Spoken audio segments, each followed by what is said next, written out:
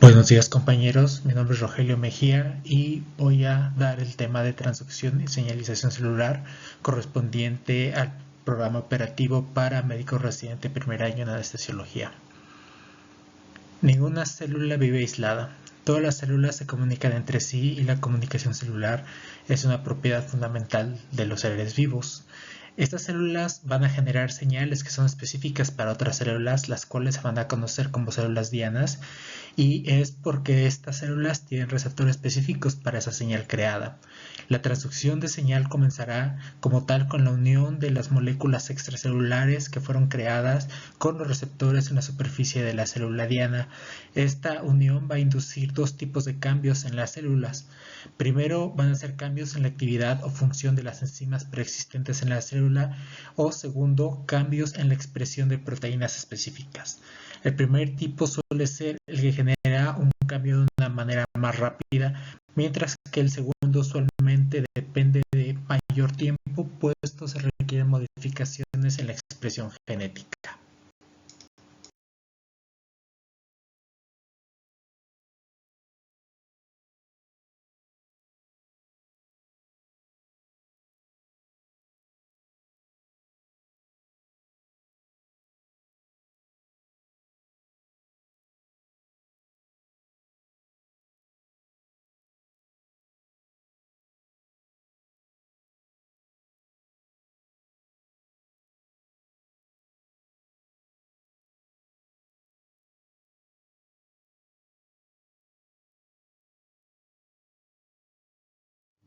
Entonces, en general, ¿cómo es el proceso de señalización?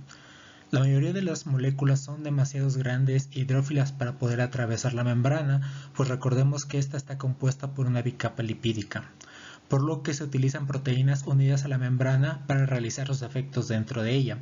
Estos receptores de membrana suelen constar de tres dominios, uno extracelular, uno transcelular y uno intracelular. De este modo, la molécula de señalización actúa como un ligando, o sea, una molécula específica para el receptor que se une a la parte extra o transcelular, induciendo un cambio conformacional y activando o inhibiendo proteínas en el citosol o adheridas a la membrana que se conocerán como segundos mensajeros. Estos segundos mensajeros serán muy importantes porque llevarán la señal a más proteínas efectoras, realizando lo que se conoce como transducción de señal. Estas moléculas de señalización pueden actuar en forma local o a distancia. En los animales, la señalización molecular puede clasificarse en tres tipos: endocrina, paracrina y autocrina, dependiendo de la distancia en la que actúa la señal. En la forma endocrina, las moléculas de señalización son secretadas hacia el torrente sanguíneo y actúan en lugares distantes a su sitio de síntesis. Estas moléculas las solemos conocer con el término de hormonas. En la forma paracrina, las moléculas afectan solamente a aquellas células adyacentes, como suele suceder en la sinapsis con neurotransmisores. Finalmente, en la señalización autocrina, las células responden a sustancias que ellas mismas crean, los cuales sucede usualmente, por ejemplo, con factores de crecimiento, y esto suele ser muy común en células tumorales. Es importante recalcar que algunas moléculas tienen efectos variados. Por ejemplo, el efecto de la adrenalina sobre las células puede ser de modo endocrino, como hormona sistémica, o como neurotransmisor en la sinapsis de forma paracrina.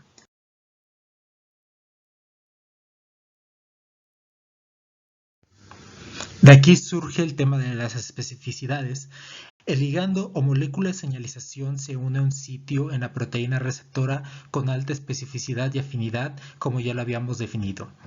De aquí surge que la especificidad de unión de un receptor es la capacidad para unir o no sustancias estrechamente relacionadas. Su unión depende de fuerzas débiles no covalentes, que son usualmente enlaces del tipo de Van der Waals o puentes de hidrógeno.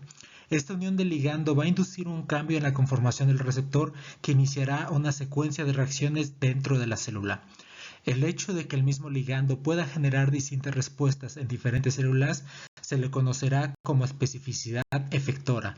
Un ejemplo es la acetilcolina, que generará un efecto cronotrópico negativo en el corazón y uno estimulante para secreción de enzimas digestivas en el páncreas. Esta activación de receptores conllevará la fosforilación o desfosforilación de proteínas mediante sinasas o fosfatasas. Las células animales tienen dos tipos de proteinsinasas, las que utilizan el fosfato a partir de tirosina o las que lo utilizan a partir de serina. Incluso en algunas ocasiones el receptor mismo es una sinasa y no requiere el uso de proteínas citosólicas. En este ejemplo tenemos que el ligando llega y se une al receptor generando el cambio conformacional del mismo, el cual tiene adherido una proteinsinasa. Esta proteinsinasa va a fosforilar la enzima inactiva para formar un dímero, el cual va a ser activo. Este dímero va a generar su función efectora, la cual va a ser regulada mediante una fosfatasa. Esta fosfatasa lo va a separar generando un monómero que va a ser inactivo, que posteriormente va a volver a la membrana para fosforilarse en caso de ser requerido. Muchas de las vías de transducción utilizarán moléculas que prenden o apagan las proteínas que están corriente abajo, como ya vimos. En este caso, la fosforilación se va a realizar usualmente por familias de proteínas específicas. La familia más importante de estas van a ser las GTPasa, que se encuentran activas al tener unidas una molécula de GTP y apagadas cuando tienen unida una molécula de GDP. Al unirse un ligando al receptor, se va a generar un cambio de GDP a GTP mediante la proteína activadora de factor de intercambio de nucleótido guanina o GEF. Posteriormente se volverá a la forma inactiva mediante una hidrolasa o proteína aceleradora de GTPasa, la cual retirará el grupo fosfato de la solución. El tiempo de hidrólisis determinará el tiempo en que la proteína permanece activa y también el tiempo de su efecto. Esta velocidad de hidrólisis suele estar mediada por otra proteína como las aceleradoras de hidrólisis o GAP. Muchas veces la activación de un receptor por un ligando no es suficiente para generar el efecto celular que requerimos. Este ligando lo podríamos conocer como primeros mensajeros en el camino de la transducción de señales. Estos primeros mensajeros llevarán al incremento o activación de otras moléculas de bajo peso llamadas segundos mensajeros. El más común de estos segundos mensajeros es el ion calcio. Este puede aumentar hasta 100 veces su concentración, ya sea por salida de retículo endoplásmico o por entrada desde el ambiente extracelular, y mantenerse bajo a través de su movimiento por bombas de intercambio cuando la respuesta ha terminado.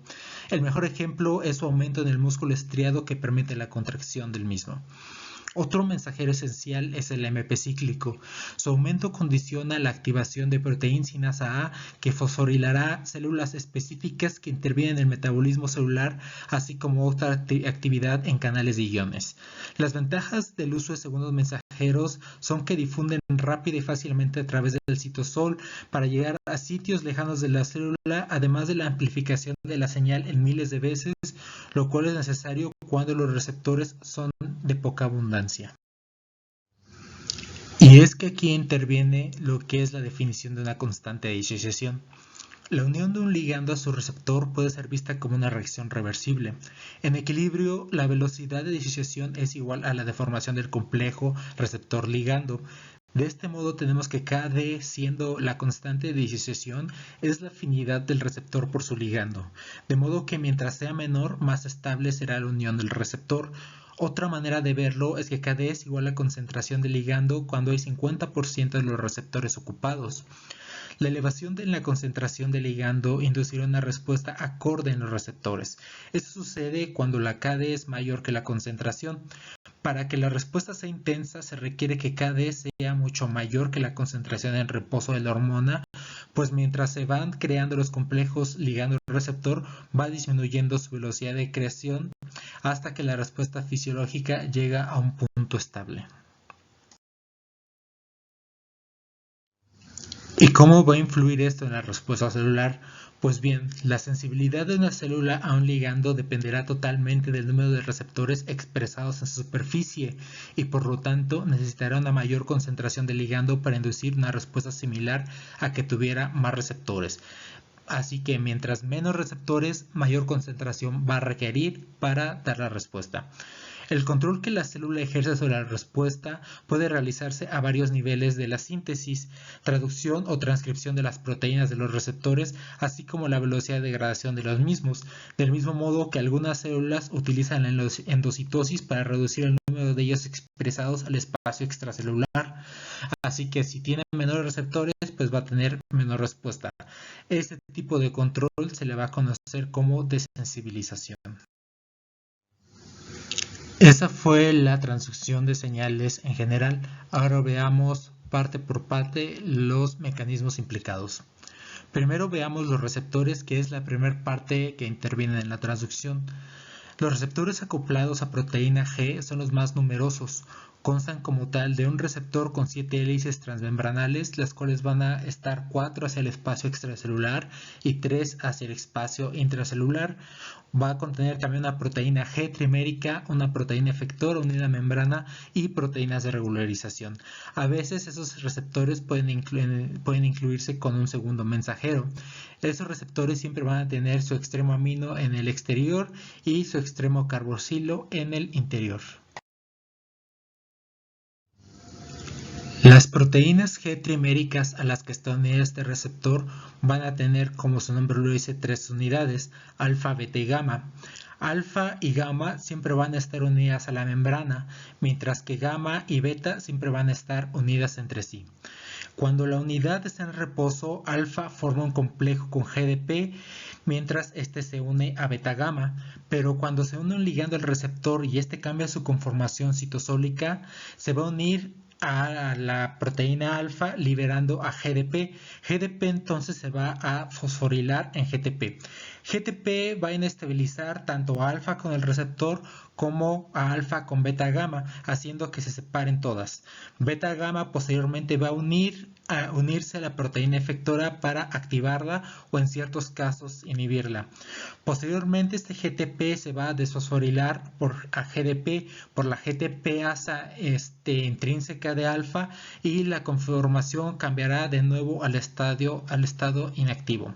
La activación subsecuente de varios receptores es necesaria para la acción prolongada del efector, porque no se mantiene, sino que se va reciclando. Aquí tenemos unos ejemplos en los cuales se utilizan ambos tipos de receptores. El receptor beta adrenérgico, por ejemplo, va a causar un aumento de MP cíclico gracias a la proteína efectora adenilciclasa. Todo lo contrario de los receptores alfa 2 adrenérgico, los cuales van a generar una disminución del MP cíclico para su efecto. Una de las respuestas más importantes a un ligando es la apertura de canales iónicos para la generación de potenciales.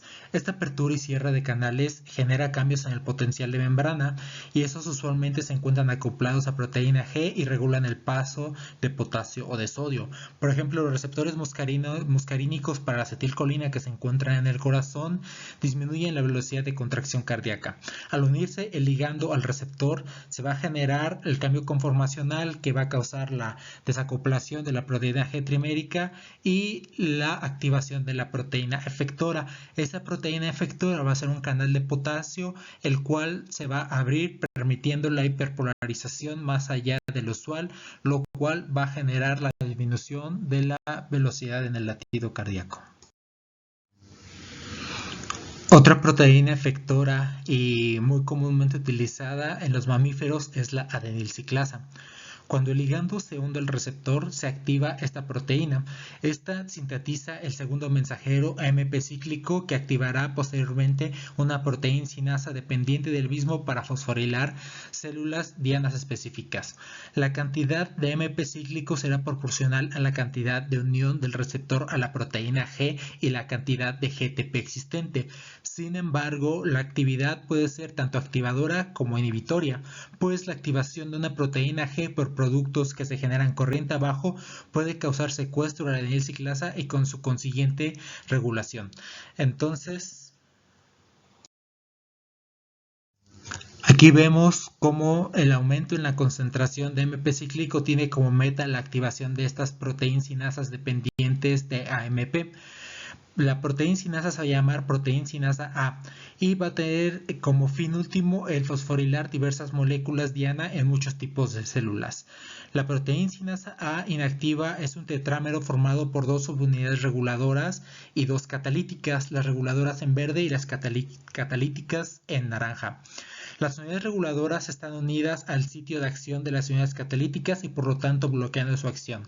El aumento en la concentración de AMP cíclico se va a unir a las unidades reguladoras, causando que éstas se disocien de la fracción catalítica para que ésta ejerza su acción fosforilando las moléculas diana. Pero y bien, ¿cómo vamos a regular estas moléculas que se están activando por AMP cíclico? Primero, la mayoría de los mecanismos acoplados a proteína G son regulados de muchas maneras para evitar una sobreexcitación de la célula. El primero es la afinidad del receptor, que va disminuyendo así que aumenta la unión de GTP a proteína G-alfa.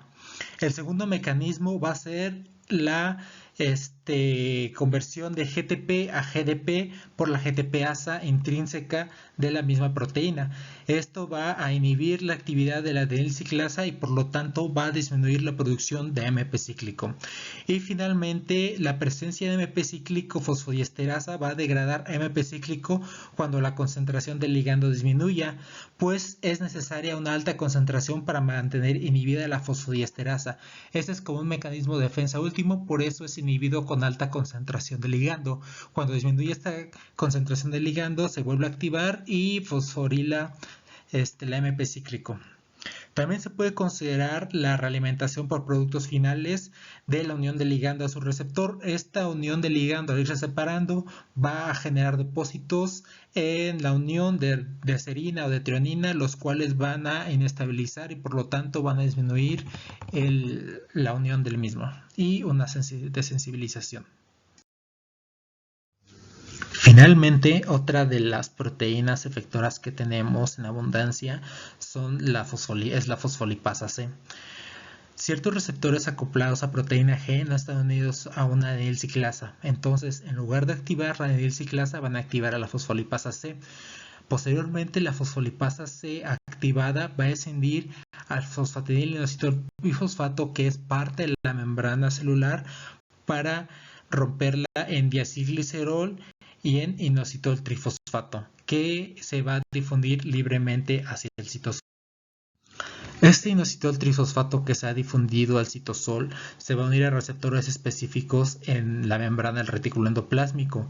El retículo endoplásmico está lleno de calcio y estos receptores de inositol trifosfato están unidos a canales de calcio. Por lo tanto, al unirse el inositol trifosfato a los receptores en el retículo, se van a abrir los canales, los cuales van a permitir la salida de por concentración hacia el citosol, utilizándose como segundo mensajero. Después de esto tenemos que hay unas proteínas llamadas proteincinasas. Las proteincinasas se encuentran inactivas y solubles en el citosol, pero cuando hay un aumento en la concentración de calcio, se va a generar que estas proteincinasas se trasladen hacia la membrana citosólica, donde todavía se encuentra pegado el diacilglicerol. El diacilglicerol va a interactuar con ellos para fosforilar a las moléculas diana. En conclusión, tenemos que la transducción de señales es el proceso bioquímico fundamental en el cual nosotros, ya sea de una manera intrínseca o extrínseca, transformamos la señal de una parte de nuestro cuerpo en otra acción. Sin esta comunicación entre las células, nuestro cuerpo no podría reaccionar a los diversos cambios, a los diversos estímulos o incluso al estrés que se requiere y pues en nuestro campo a los fármacos que estamos utilizando. Gracias.